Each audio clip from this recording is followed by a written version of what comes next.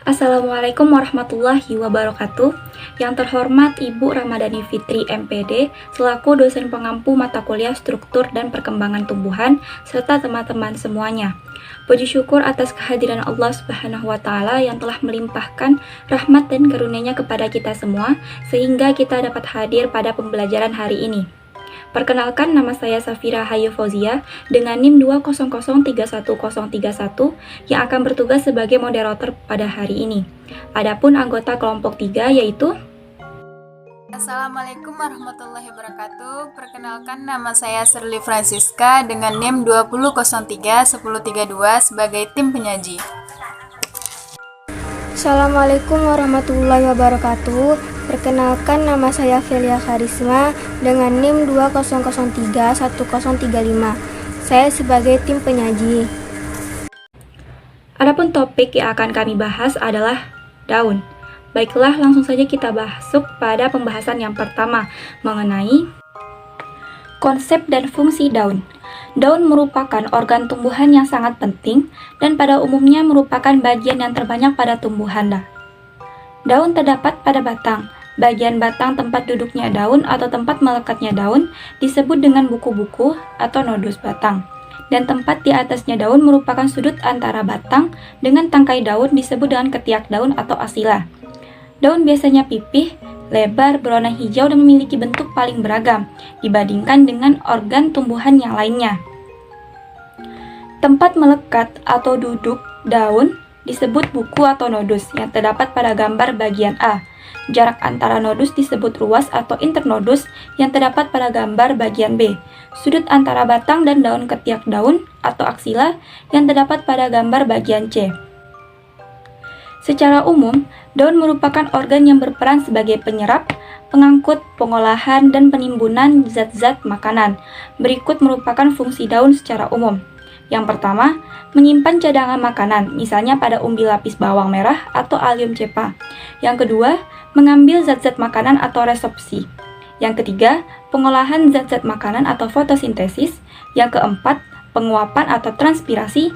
Yang kelima, pernafasan atau respirasi. Selanjutnya, pertumbuhan daun.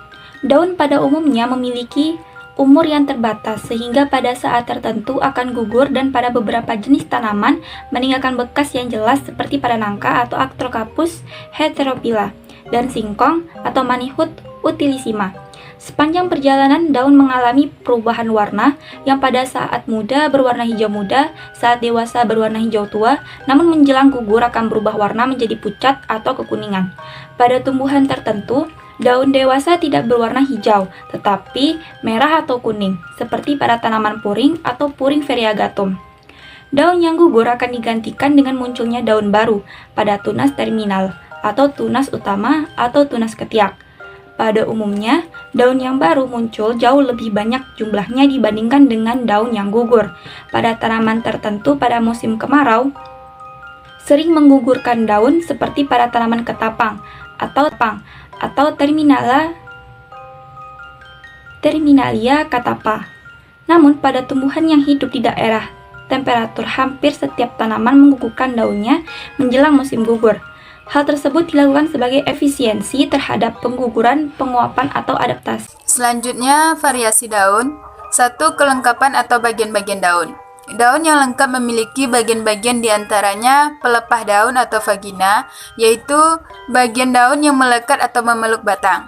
Yang kedua, tangkai daun atau petilus, yaitu bagian daun yang mendukung helaiannya dan bertugas menempatkan helaian daun sedemikian rupa untuk mendapatkan cahaya matahari.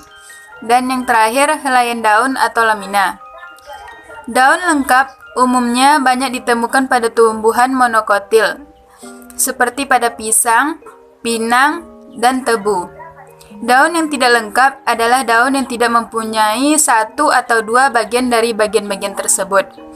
Ada beberapa macam daun yang tidak lengkap, yaitu terdiri dari tangkai dan helaian daun disebut dengan daun bertangkai.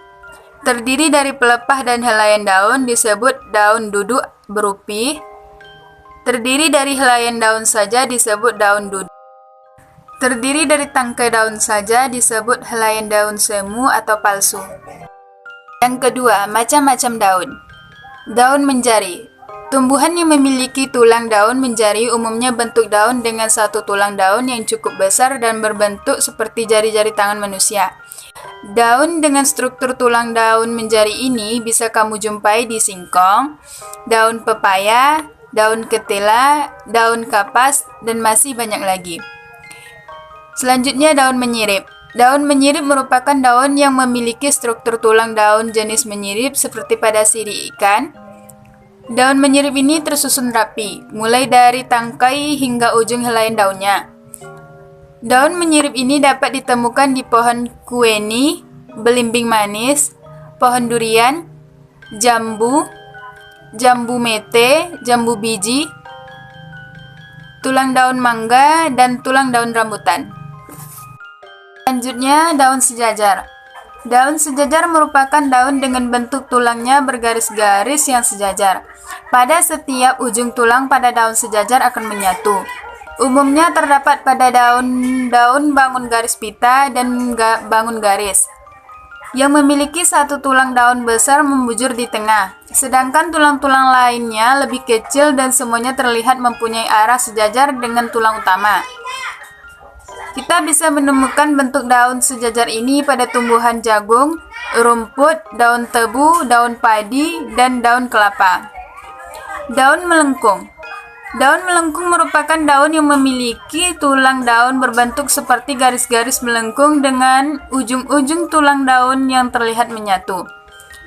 Daun dengan jenis tulang daun melengkung ini bisa dijumpai pada daun waru, daun gadung, daun genjer, dan daun sirih. Selanjutnya, daun berduri. Duri yang termasuk ke dalam macam-macam bentuk daun yang sering ditemui. Daun berduri termasuk ke dalam macam tanaman jenis konifera seperti pinus, cemara, pohon salam, dan lain sebagainya. Tanaman dengan daun berduri biasanya memiliki stomata yang cekung, di mana fungsinya untuk membantu mencegah kekeringan. Yang ketiga, bentuk umum daun. Di antaranya, pertama bentuk bulat atau bundar, contohnya teratai besar. Yang kedua, bentuk perisai atau peltatus, yaitu daun yang biasanya bentuknya bulat, namun memiliki tangkai yang tidak tertanam pada pangkal daun. Yang ketiga, bentuk jorong atau ovalis. Daun ini dimiliki oleh tumbuhan nangka, nyamplung, bagian tengah dari helaian lebar dan makin menyempit ke arah ujung seperti jambu biji atau guava. Yang keempat, bentuk memanjang, seperti pada tanaman sirsa dan srikaya, serta pisang. Yang kelima, bentuk linear helaian daun panjang dan sempit seperti terdapat pada rumput. Yang keenam, bentuk cerdate merupakan memiliki bentuk seperti hati seperti pada sirih. Yang ketujuh, bentuk sagitate merupakan helaian daun berbentuk segitiga.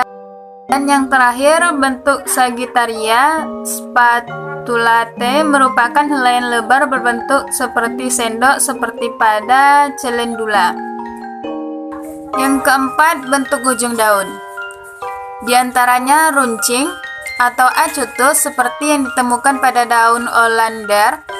Yang kedua, meruncing atau acuminatus seperti yang ditemukan pada daun sirsa. Yang ketiga, tumpul obtusus seperti yang ditemukan pada daun sawo kecil. Yang keempat, membulat atau rotundatus seperti daun teratai besar.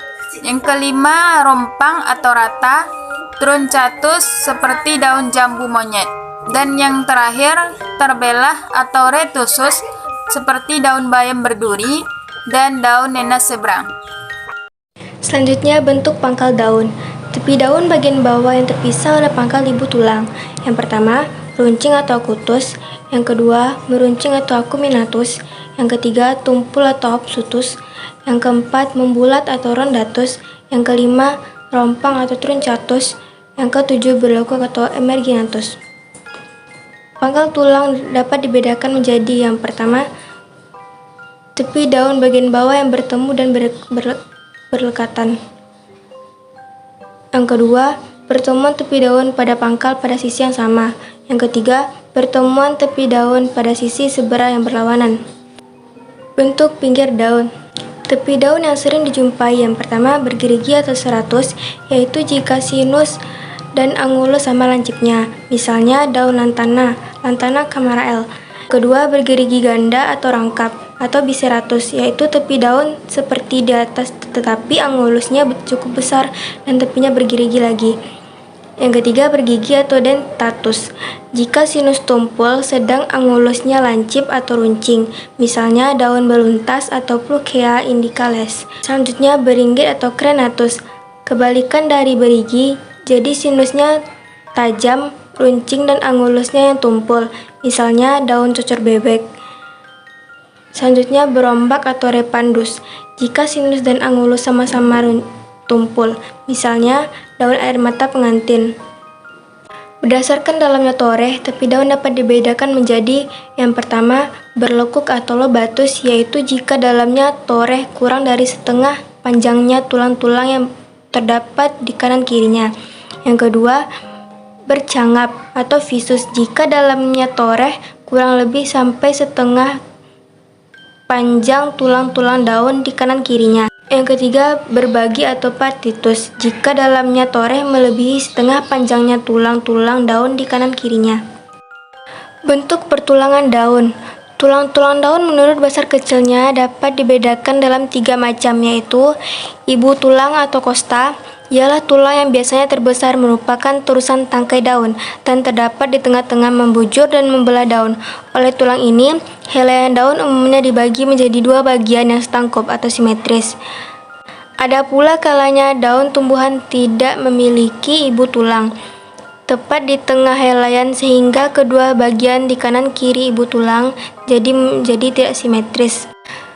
Yang kedua, tulang-tulang cabang atau nervus lateralis, yakni tulang-tulang yang lebih kecil daripada ibu tulang dan berpangkal pada ibu tulang tadi, atau cabang-cabang tulang-tulang ini. Yang ketiga, tulang cabang yang langsung berasal dari ibu tulang dinamakan tulang cabang tingkat 1. Cabang tulang selanjutnya disebut tulang cabang tingkat 2, begitu seterusnya. Urat-urat daun atau vena, sesungguhnya tulang-tulang daun pula, tetapi yang kecil atau lembut dan satu sama lain beserta tulang-tulang yang lain lebih besar, membentuk susunan tepi jalan bentuk susunan seperti jalan, kisi atau lainnya. Susunan tulang daun antara lain. Yang pertama, menyirip. Tulang daun jenis ini memiliki susunan seperti sirip-sirip ikan, tersusun rapi mulai dari tangkai daun hingga ujung daun dan helai daun. Contohnya, tumbuhan yang memiliki jenis tulang seperti ini adalah tulang daun jambu, mangga, dan rambutan. Yang kedua, melengkung. Tulang daun melengkung berbentuk seperti garis-garis melengkung. Tulang daun ini dapat kita temukan pada berbagai tumbuhan di lingkungan di sekitar kita. Contohnya, sirih, gadung, dan genjar. Yang ketiga, menjari. Tanaman ini mempunyai satu tulang daun yang besar dan bentuknya seperti dari tangan manusia. Contohnya pepaya, jarak, singkong, dan kapas. Yang keempat, sejajar. Tulang daun sejajar berbentuk seperti garis-garis sejajar, mulai dari pangkal daun hingga ujung daun. Tiap-tiap ujung tulang daun menyatu. Biasanya bentuk daunnya panjang-panjang, misalnya tebu, padi, jagung, dan alang-alang. Susunan tulang daun dapat dipakai sebagai petunjuk untuk mengenal tumbuhan, yaitu bahwa tumbuhan biji belah Dicotyledanae mempunyai daun bertulang menyirip atau menjari. Biji tunggal atau Monocotyledanae mempunyai daun-daun bertulang melengkung atau sejajar. Sekian presentasi dari kelompok 3. Apabila ada salah kata ataupun perbuatan, mohon dimaafkan. Kegiatan selanjutnya itu tanya jawab. Apabila ada pertanyaan serta saran, silakan sampaikan pada tempat yang telah disajikan, yaitu di e-learning. Sekian, terima kasih. Wassalamualaikum warahmatullahi wabarakatuh.